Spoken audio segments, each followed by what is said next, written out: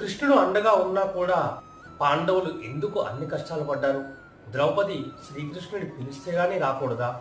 సుయోధనుడు ఎలాగైతే శకునితో జూదం ఆడించాడో అలా శ్రీకృష్ణుడితో ధర్మరాజు కూడా ఆడించొచ్చు కదా? లేదా జూదం ఆడకూడదు అని శ్రీకృష్ణుడు ధర్మరాజుతో చెప్పిండొచ్చు కదా? ఇలాంటి సందేహాలు ఎంతో మందికి వస్తుంటాయి. అట్లా శ్రీకృష్ణుడి బాల్య స్నేహితుడైన ఉద్ధవుడికి కూడా ఇలాంటి సందేహాలే వచ్చాయి. ఇదే విషయాన్ని ఉద్ధవుడు శ్రీకృష్ణుడికి అడుగుతాడు. ఉద్ధవా, విజయం ఎప్పుడూ వివేకం ఉన్నవాడినే వరిస్తుంది. సుయోధనుడికి జూదం ఆడడం రాదు కాబట్టి శకునితో ఆడించాడు. అదే ధర్మరాజు నాతో ఆడించుండే అప్పుడు వేరేలా ఉండేది. ద్రౌపది కూడా తన వస్త్రాలు తొలగించేంత ఆపద వచ్చే వరకు కూడా నన్ను పిలవలేదు. ప్రతి మనిషి జీవితంలో ఏ చర్య జరిగినా అది కర్మానుసారమే జరుగుతుంది. నేను కర్మను మార్చలేను. నేను పక్కనే ఉన్నాను అని తెలుసుకుంటే ఎవ్వరు కూడా ఎలాంటి తప్పు చేయరు. కానీ దేవుడు ఎక్కడో ఉన్నాడు